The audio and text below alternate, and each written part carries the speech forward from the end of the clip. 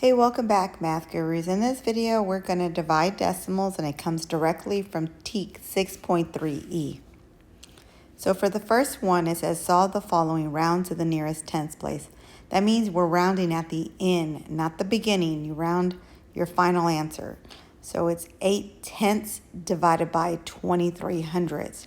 So if you make a mistake, usually the 23 goes as your dividend, and that is incorrect. So it's 8/10, so that becomes your dividend. It's inside, and then you have 23/100 is your divisor. So we can't actually divide by a decimal. We have to multiply it by either 10 or 100, whatever it is. In this case, since I need the decimal to move 2 over, I'm going to multiply by 100, show it by moving 2 to the right. And whatever you multiply the outside by, you have to multiply the inside by, and you still show it by moving 2 to the right. So technically it's 80 divided by 23. It's the same way. Now I'll add a decimal and a 0 just to see. I don't know if I need it. Now, off the top of our head, we probably don't know how many 23s go into 80. So I always recommend kids to just go ahead and add it on the side. You only have to do it once. So you have 46 here. We can get a little closer. I have 69 there, and so, we could add again and see. And then we realize really quick that we went too far. So 23 goes into 80 3 times, which gives us 69 here. And we're going to subtract this. This is 11. We'll bring down the 0. And so we already did the math on the side, so we're just going to go with the 4. Now remember, the decimal has to be organized. It has to go straight through, and it has to line up with your dividend must line up with your quotient. And your dividend's inside and the quotient's sitting on top, which is your answer. Now 23 can go into 110 4 times. 4 times 23 is 92.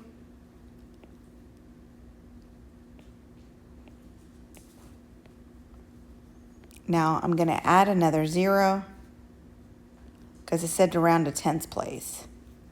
So I'll add 23, see how far I can get.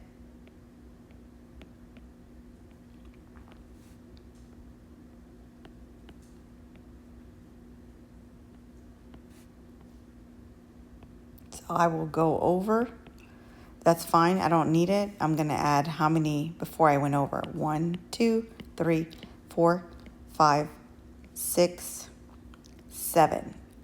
So at this point, my answer is, and the reason I stopped is because I'm rounding to the tenths place, which is your 4, and you look to the right of it, and then I always suggest, it's not a teaching method, to circle what you're rounding, underline the number to the next divot, and since 7 is greater than 5, the answer actually gets bumped up to 3.5 or 3.5.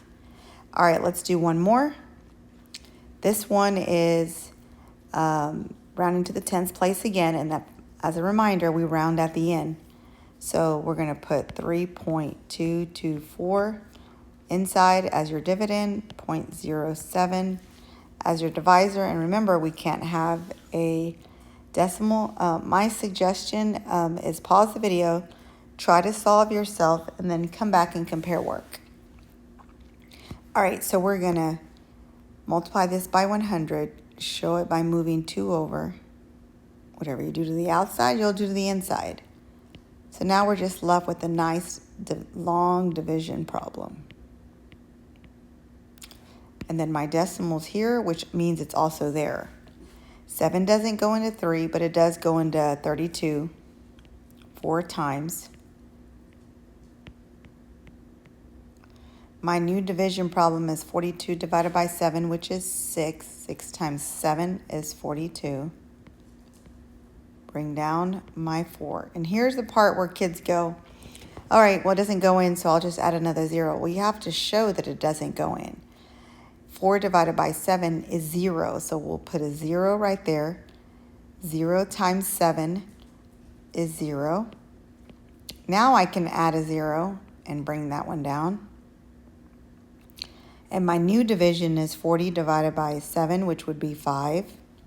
and then that's 35 here. I'll go ahead and add another 0. I don't really need to, but just to kind of practice our division, my new division is 50 divided by 7, which is 7, which gives me 49. So I'm going to come over here to the left of the screen, and I'm going to write my answer. Then I'm going to circle the tenths place, which the first one is tenths, the second one is hundredths, and the third is thousandths. So I'm going to circle what I'm rounding and then underline what's next to it. Because that's 5 or more, that means we move up 1. And so we'll add 1 to the tenths place. So it'd be 46.1. All right, well, thanks for watching. I do hope it helped.